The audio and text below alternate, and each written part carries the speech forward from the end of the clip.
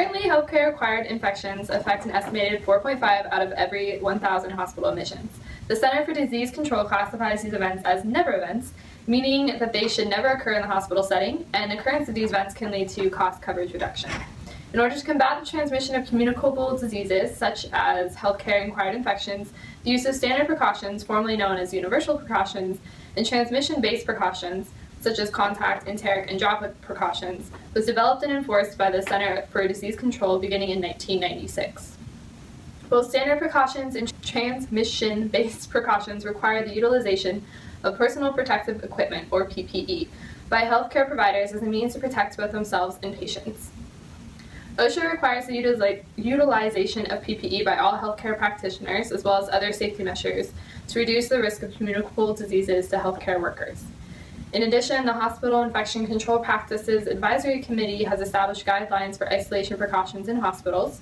So the standards of practice for PPE depend on whether the patient is on contact precautions or droplet precautions. So for contact precautions, the standard is that you gown and glove each time you enter the room. And then for droplet precautions, you also add a mask. And then depending on the disease, you'll either sanitize your hands when you leave the room or you will wash them with soap and water.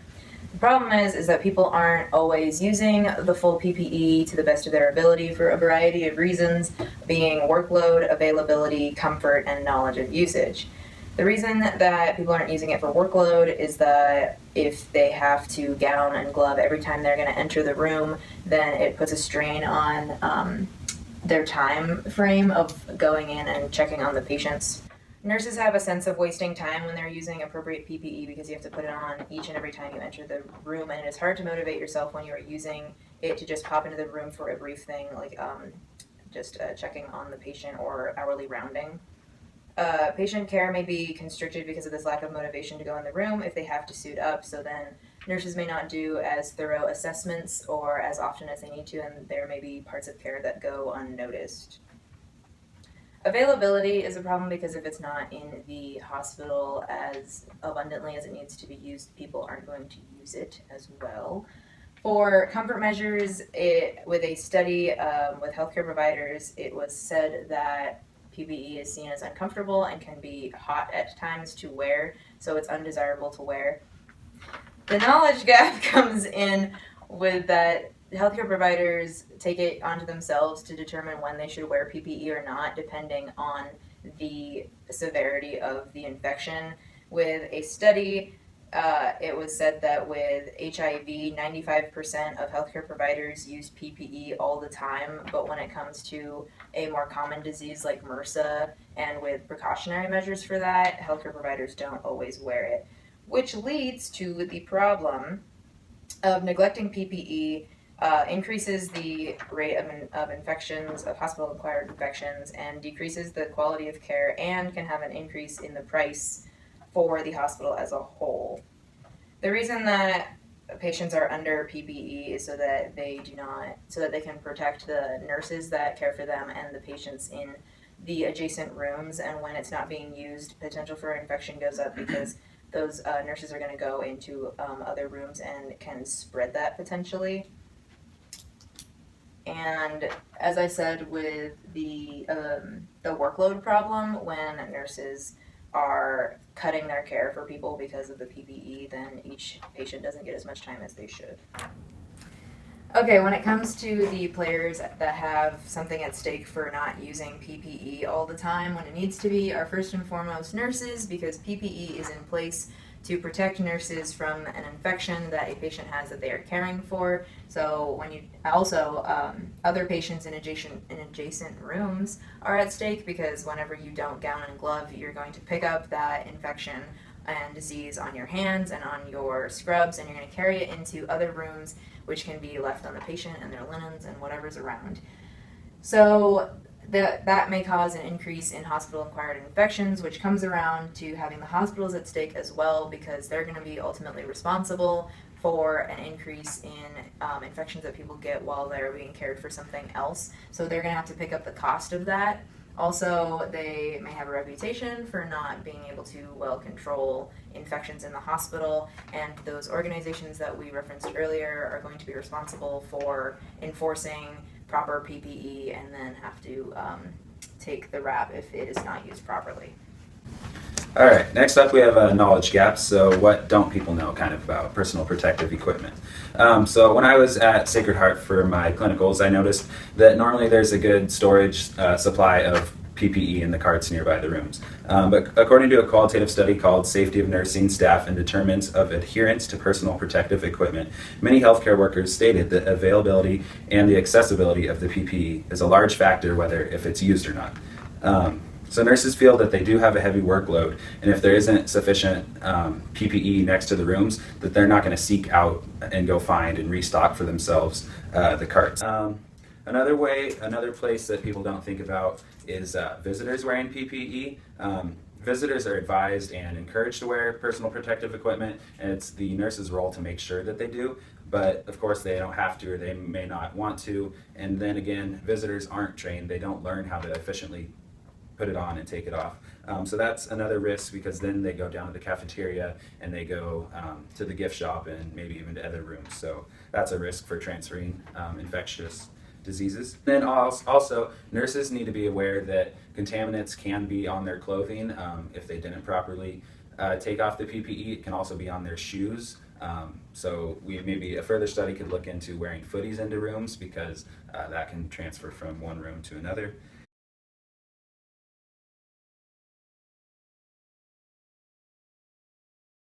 A systematic review published in the journal Clinical Nursing identified education as the most common intervention used, along with peer review, skills training, and computer-assisted instruction.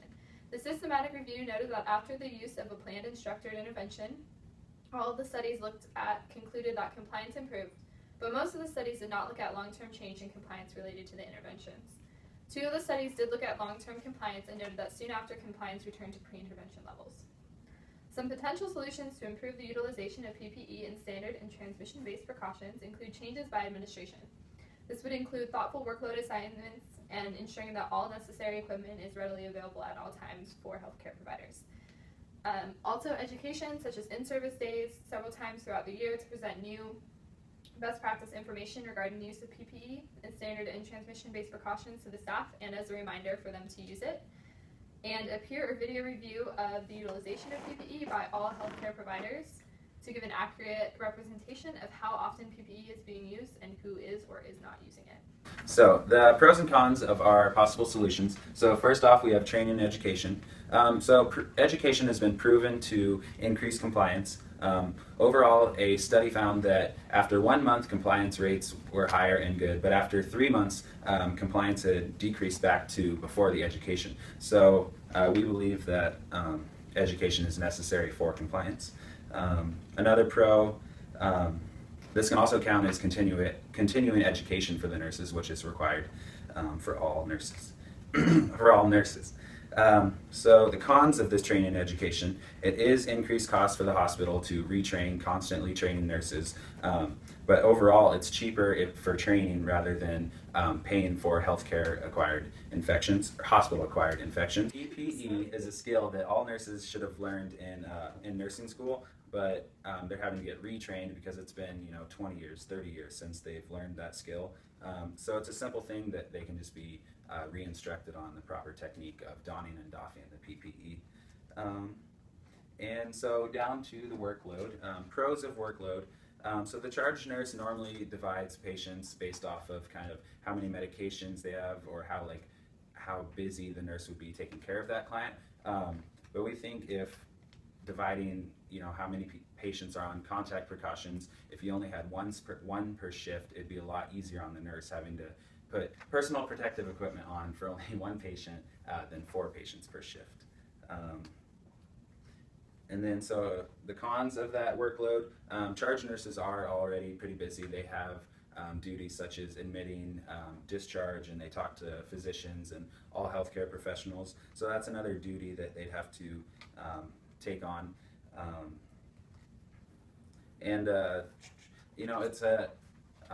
When you look at PPE, you don't really want to look at a person just like, oh, this patient's on contact precautions. You want to look at the person holistically rather than just kind of what's wrong with them.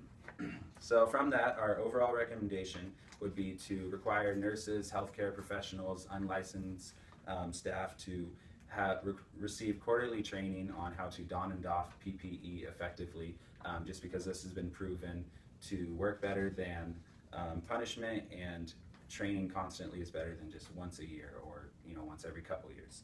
And then we also believe that the charge nurse should divide patients up equally on who has contact precautions, so nurses have an easier workload, and also possibly hiring more nurses so nurses have fewer patients to take care of. And then also surveillance could be utilized to see whether nurses are following and being compliant with the PPE. We can conduct self-reporting from healthcare providers of their habits regarding PPE use for standard precautions and transmission-based precautions prior to the intervention and then 1 month after the intervention has taken place. In addition, to ensure long-term increased use of appropriate PPE, yearly self-reports can be filed by healthcare providers about their usage of PPE so that we can track trends, whether our continued interventions quarterly help continued use of PPE or if the intervention wears off. We could also look at the overall healthcare associated infection rate in our hospital before the intervention and afterward to see if there's a downward trend following intervention and the increased use of PPE. Okay, a few other things we could do after we initiated all our solutions. We could swab in certain places like on the nurse's hands or back of the neck from taking off the masks, or in other patients' rooms just to see if diseases or the MRSA or everything was transferred, to see if nurses were complying and doing everything effectively. Also, we could monitor the surveillance to check if nurses were complying and properly putting everything on. We want to stray from punishment from the surveillance, but we could use that to further educate nurses that aren't following the new instructions and proper techniques. The proper order for putting on a PPE is gown, then the mask, face shield, if needed, and then gloves. To remove the PPE, a person must assume that all the items are contaminated and perform proper technique to remove them. First, the gown is removed away from the body by pulling on the front of the gown to rip the ties. It is then rolled into a ball, and the gloves are removed from the outside with the gown and disposed of in the trash. The face shield, if used, should then be removed by grasping the band in the back without touching the front of the mask. After that, dispose in the trash, wash your hands with soap and water as necessary or hand sanitizer, and exit the patient's room.